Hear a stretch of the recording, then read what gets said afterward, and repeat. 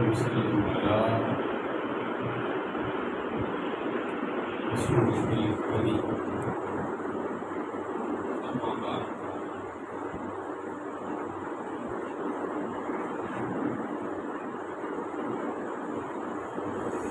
میر مجلس جان مجلس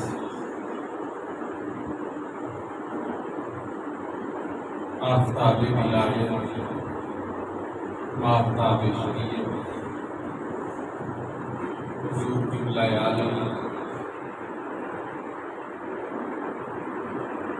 حضرت خواجہ صوفی الطاف حسین صادق زینت الظہور اور معزز خلفاء کرام حاضرین و سامعین اور یاران طریقت،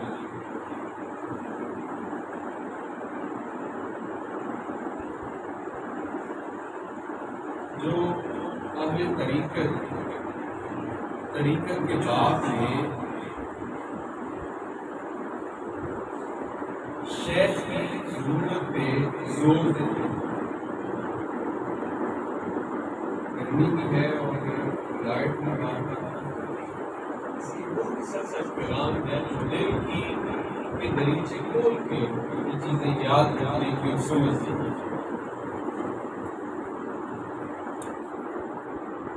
آخر کیا انسان خود سے قرآن مجید کا مطالعہ کرے، حدیث پڑھے، تصوف کی کتابیں پڑھے تو کیا اس کو بات کے دیہات نصیب نہیں ہو سکتی؟ پھر پیر کی ضرورت کیا ہے، شیخ کی ضرورت کیا ہے؟ تو ایسی بات کہنے والے یہ یاد رکھیں کہ اگر علم کے بغیر ایسا ممکن ہو سکتا ہوتا تو اللہ سبحانہ و تعالیٰ پیغمبر صلی اللہ علیہ وسلم کے جو فرائض منصبی ہیں ان میں یہ فریضہ کیوں رکھتا بل یزکیہم کہ پیغمبر نے ان کا تزکیہ بھی کرنا ہے۔ اگر خود سے کتابیں پڑھنے سے، قرآن مجید پڑھنے سے، حدیث پڑھ لینے سے، تصوف کی کتابیں پڑھ لینے سے اگر ایسا ممکن ہوتا تو پھر ہر کوئی صوفی ہوتا۔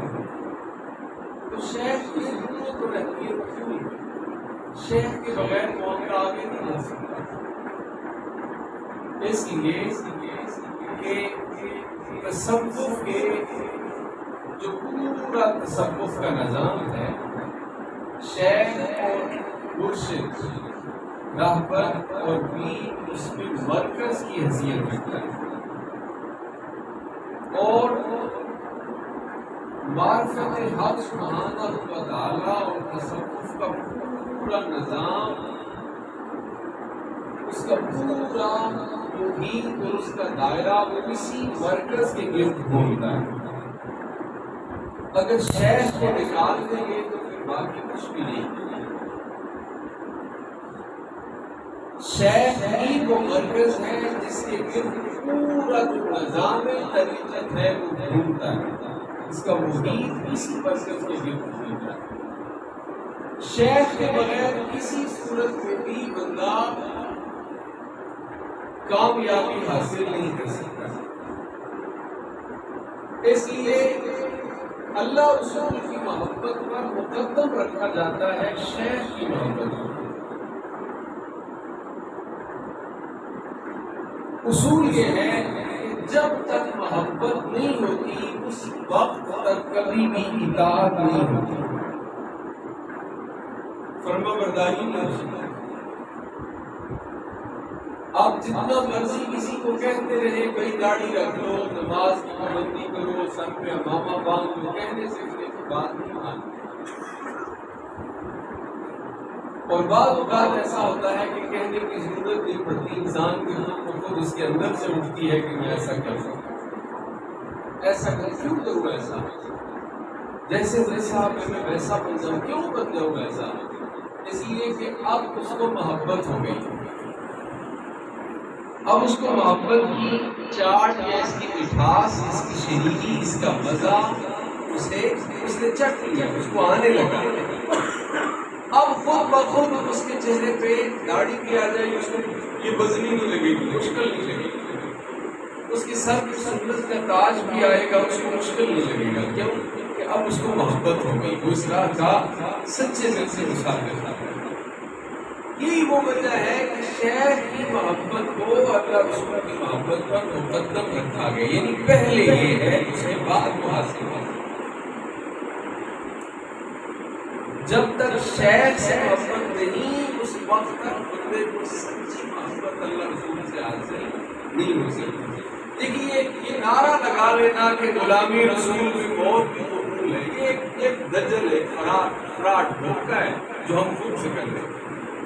اور خاص کر یہ سراسر خسارہ ہمارا اہل سنت کا ہو رہا ہے کہ ہم ساری رات مجلس میں بیٹھتے ہیں، نعتیں سنتے ہیں اور نعروں تک ہمارا عشق رسول ہے ہو گیا.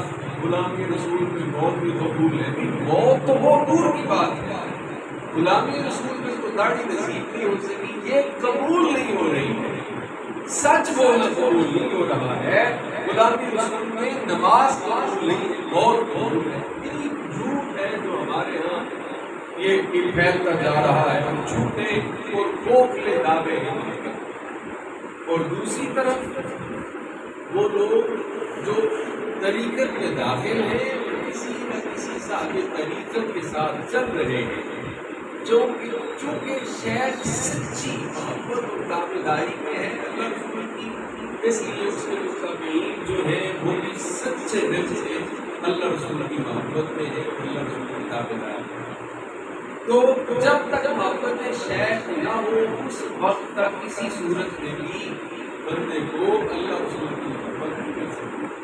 اور جب تک اللہ رسول سے محبت نہیں ہے تب تک وہ بندہ فرما برداری کے دوسرے درجے میں داخل نہیں ہو سکتا. پہلا درجہ محبت ہے، اسی لیے پہلا درجہ محبت ہے، اور محبت میں ابتدا محبت شیخ سے ہوتی ہے.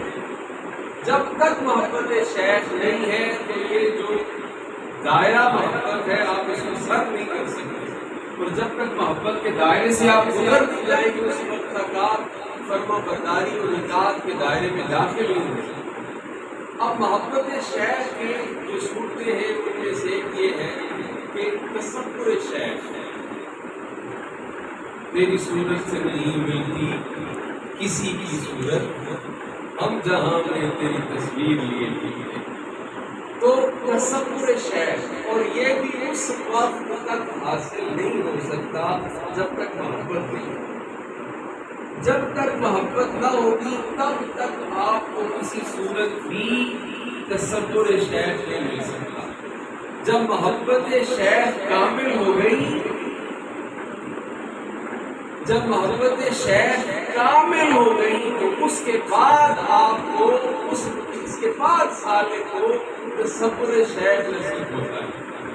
اس کے بعد تصور شیخ، اور تصور شیخ ہی وہ دروازہ ہے جس کے بعد معرفت کے سارے دروازے کھلتے ہیں، معرفت کے سارے دریچے باں ہوتے ہیں تصور شیخ کے بعد. جس قدر کوئی اس میں پختہ ہو جائے گا، جس قدر اس میں کوئی مضبوط ہو جائے گا، اسی قدر اس کا معاملہ بہتر سے بہترین ہوتا چلا جائے گا.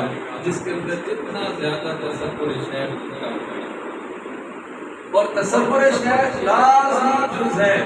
خاص کر ہماری طریقت میں تصور شیخ بہت ہی ضروری اور لازمی جز ہے. اس کو حاصل کیے بغیر اگر کوئی بات حاصل نہیں ہو سکتی. اور اگر کسی کو یہ حاصل نہیں ہوا تو وہ فکر کرے کہ مجھے تصور شیخ حاصل کیوں نہیں ہوا ہے، میں ابھی تک اس سے پختہ کیوں نہیں ہو گیا ہوں تصور شیخ میں، ابھی تک پختگی اور مضبوطی میرے اندر کیوں نہیں ہے. تو اس بات کے بارے میں غور کریں، سوچیں اور پھر سن لیں کہ اس میں نقص کیوں ہے. نقص اس لیے ہے کہ اس کے اندر محبت میں نقص ہے، اس کی محبت میں نقص ہے. جب اس کی محبت شیخ کامل ہے تو اس کے اندر تصور شیخ بھی کامل ہو جائے گا. جب اس کے اندر محبت شیخ درجہ کمال کو پہنچ جائے گی تو خود بخود اس کے اندر تصور شیخ بھی درجہ کمال کو پہنچ جائے گا. اور تصور شیخ حاصل کیے بغیر اس سے آگے سالک کا معاملہ بڑھ نہیں سکتا ہے، اس لیے زور دیا جاتا ہے تصور شیخ اس کو پختہ کرے، تصور شیخ کو پختہ کرے، تصور شیخ کو اپنے پر مضبوط کرے، اس میں پختگی لائے، تو اس کے لیے ضروری ہے بھی محبت میں پختگی لائے۔ جب تصور شیخ میں پختگی چاہتے ہیں تو اس سے پہلی شرط یہ ہے کہ شیخ کے ساتھ محبت، تو شیخ کے ساتھ محبت کے بغیر کبھی بھی تصور شیخ حاصل نہیں ہوتا۔ تو اپنے تصور میں غور کرنا، اس میں فکر کرنا، اس کے بارے میں فکر مند رہنا، اس کی ضرورت نہیں ہے۔ ضرورت ہے محبت میں غور و فکر کرنے کی کہ میں کس قدر اپنے شیخ سے محبت کرنے لگا، یہ سوچنے کی بات ہے۔ اگر تصور شیخ حاصل نہیں ہے تو اس کے بارے میں نہ سوچیں مجھے تصور شیخ حاصل نہیں ہو رہا، آنکھیں بند کرے اور بڑا تصور ادھر ادھر سے پکڑ کے کھینچ کے اپنے تصور میں لائے، دماغ میں لائے، سوچ میں لائے، ایسے نہیں آئے گا۔ اب سوچنے بیماری کہاں ہے، نقص کہاں ہے، کمزوری کہاں پہ ہے؟ کمزوری اس سے پہلے درجے میں تھی، اس سے پہلے درجے میں۔ دیکھیے جب طالب علم ہوتا ہے نا، اس کی بیس جب کمزور رہے تو جتنی مرضی اس کو آگے لے جائیں وہ کمزور رہے گا اس سبجیکٹ میں، اس کا کنسپٹ کلیئر نہیں بن سکے گا جب تک وہ بیس کو نہیں سیکھے گا۔ بیسک جب نہیں سیکھے گا تو بیسک کیا تھی؟ محبت شیخ، تصور شیخ تو اس کے بعد تھا۔ تو جب محبت میں ناقص رہا تصور شیخ سے کامل کیسے ہو جائے گا؟ تو نقص یہاں پہ ہے، تو واپس آئے پہلے درجے میں اور وہاں کمزوری ہے، نقص ہے، اس کو دور کرے، کیونکہ اس کے بغیر محبت شیخ کے بغیر تصور شیخ حاصل نہیں ہوتا۔ تو تصور کے بارے میں فکر مند ہونے کی ضرورت نہیں ہے کیونکہ اس کا علاج ہے۔ اگر تصور شیخ کسی کا ناقص ہے، کمزور ہے، تو اس کا کوئی علاج نہیں، صرف ایک علاج ہے، وہ کیا کہ پہلے درجے میں اپنے آپ کو مضبوط کرے، اور وہ کیا ہے؟ محبت شیخ۔ جب اس میں پختہ ہو جائے گا، مضبوط ہو جائے گا، تصور شیخ خود بخود مضبوط ہو جائے گا، تصور شیخ خود بخود پختہ ہو جائے گا، خود بخود فرما برداری بھی ہونے لگے گی، خود بخود اطاعت بھی ہونے لگے گی، خود بخود پیروی بھی ہونے لگے گی۔ تو تصور شیخ میں جو چیز رکاوٹ ہے، جو اصلاح کے قابل ہے، وہ محبت ہے۔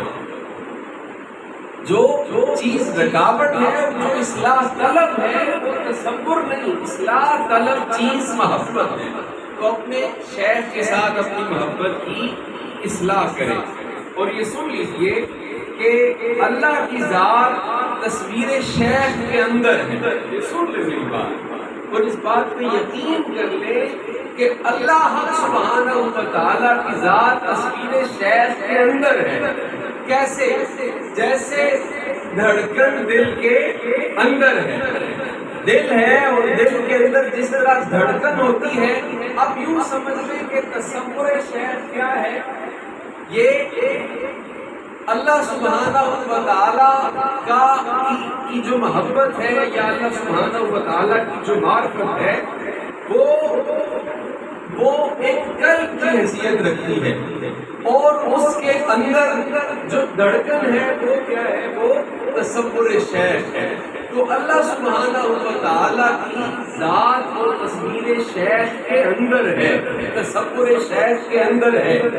اللہ سبحانہ و تعالیٰ کی محبت ان لوگوں کی محبت کے در پڑتا ہے، ان سے محبت اصل میں اللہ رسول سے محبت ہے، ان کی فرما برداری اصل میں اللہ رسول کی فرما برداری ہے، ان کی اتباع اور اطاعت اور ان کی خدمت گزاری یہ اصل میں اللہ رسول کی خدمت گزاری ہے، کیونکہ اللہ سبحانہ و تعالیٰ نے اپنی محبت ان کی محبت کے در پردہ رکھی ہے۔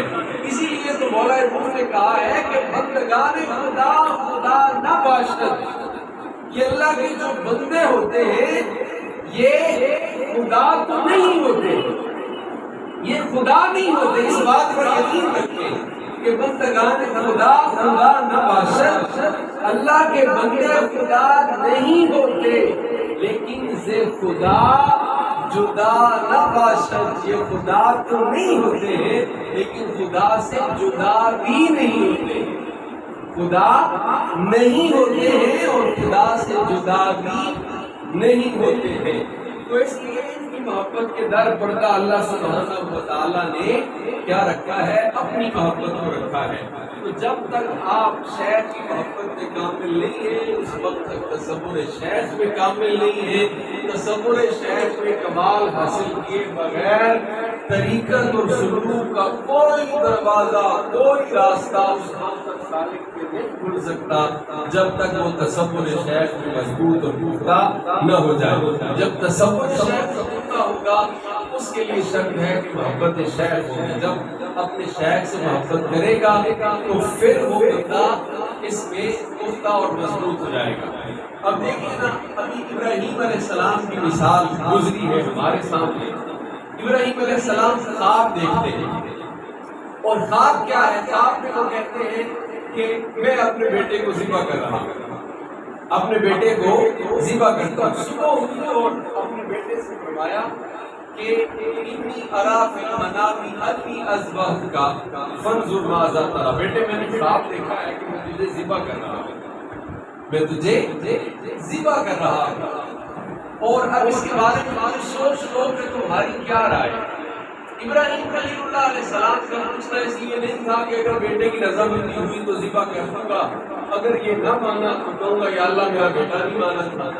پوچھنا اس لیے نہیں تھا کہ رضامند ہوا تو ذبح کروں گا، اگر اس کی رضامندی ظاہر نہ ہوئی تو نہ کروں گا، اس لیے نہیں تھا۔ ابراہیم خلیل اللہ علیہ السلام کا پوچھنا اس لیے تھا کہ اگر اسے بن پوچھے اس کی رضامندی لیے بغیر لے جا کر اسے ذبح کر دوں گا تو اس عمل میں اجر صرف میرے اکیلے کو حاصل ہوگا، اجر مجھے صرف اکیلے کو حاصل ہوگا۔ اب حضرت ابراہیم علیہ السلام جانتے ہیں کہ میرا فرزند کیوں؟ میں نے کبھی اللہ کی نافرمانی کی نہیں ہے، کس طرح ممکن ہے کہ میرا بیٹا نافرمانی کرے گا، میرا بیٹا نافرمانی کرے گا۔ اب ابراہیم علیہ السلام نے کہا فانظر ماذا تری، اس کے بعد تم سوچو تم کیا کہتے ہو۔ اور وہ داد شیار بیٹا تھا، کہنے لگا اب میں اپنے لفظوں میں وفاداری کس طرح ظاہر کروں، لفظوں میں وفاداری کس طرح ظاہر کروں۔ چھری پکڑے میرے گلے پہ چلا دے، جب چھری چل جائے گی آپ کو اندازہ ہو جائے گا کہ میں کس قدر وفادار ہوں، میں کس قدر وفادار ہوں۔ جب چھری چلے گی پھر آپ کو اندازہ ہو جائے گا۔ تو کہنے لگے یا ابتی فعل ما تؤمر، آپ کر گزریے جو آپ کو حکم ہوا ہے، ستجدنی انشاءاللہ من الصابرین، اگر اللہ نے چاہا تو آپ مجھے ضرور صبر کرنے والوں میں سے پائیں گے۔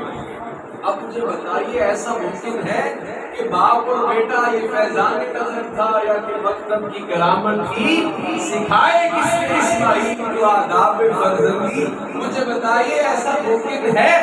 کوئی بندہ کس قدر مضبوط اور پختہ ایمان کا حامل کتنا ہو، خواب آئے اس میرے بیٹے کو لے کر چلے اور چھری اس کے گلے پہ رکھ دے، چھری اس کے گلے پہ رکھ دے، اور اللہ سبحانہ و تعالیٰ حضرت ابراہیم سے کہے کہ ابراہیم بس کر دے، ہم نے بس دیکھنا تھا کہ آپ اپنے ارادے میں کتنے مضبوط اور پختہ ہیں۔ اب یہ سارا ماجرا پتہ کیوں ہوا ہے؟ اس کے پیچھے کون سا محرک تھا، کون سی تحریک کا فرما تھی کہ ابراہیم علیہ السلام اپنے فرزند کو لیے ذبح کرنے کے لیے جا رہے ہیں؟ وہ کون سی تحریک ہے؟ وہ تحریک ہے محبت۔ وہ تحریک کیا ہے؟ محبت ہے۔ محبت اور وفاداری اور تابعداری میں اس قدر پختہ ہے حضرت ابراہیم اور ان کے فرزند حضرت اسماعیل کے بیٹے تک کو ذبح کرنا جب حکم آ گیا ہے کہ وہ کر گزرے گی۔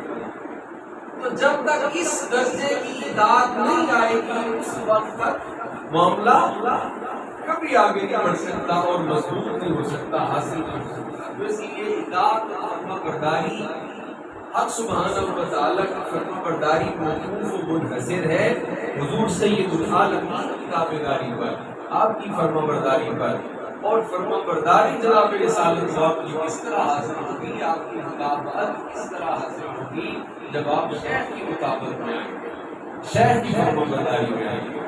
اور فرما برداری اس وقت تک ہو نہیں سکتی جب تک محبت نہیں ہے، جب تک محبت نہیں ہے۔ پہلے محبت شیخ میں کمال حاصل کرے سالک، اس کے بعد تصور شیخ میں مضبوطی اور پختگی حاصل کرے۔ جب یہ دو چیزیں سنے سالک نے کرنی ہے، ایک محبت میں کمال اور دوسرا تصور شیخ ہے پختگی اور مضبوطی، اور تیسری چیز خود بخود ہونے لگے گی وہ کیا ہے؟ وہ اطاعت و فرما برداری، وہ اطاعت و فرما برداری، اور پھر سب کچھ تن من دن سب کچھ فدا کرنا اور قربان کرنا، یہ سارا اسی صورت میں ممکن ہو سکتا ہے جب تصور شیخ دکھتا ہو، اور تصور شیخ محبت شیخ کے بغیر حاصل نہیں ہوتا ہے۔ اللہ کریم ہمیں محبت شیخ میں کمال عطا فرما دے اور حق کی جو پختگی ہے وہ عطا فرما دے تصور شیخ میں، اور اللہ کریم ہمیں نسبت اور اس کی غلامی اور تابعداری میں تا حیات باقی رکھے، بعد از وفات کے اللہ سبحانہ و تعالیٰ ان کے ساتھ ہمارا حشر فرمائے، اور اللہ کریم اس نسبت پر ہمیں استقامت عطا فرمائے۔ وما علیہ الا البلاغ المبین۔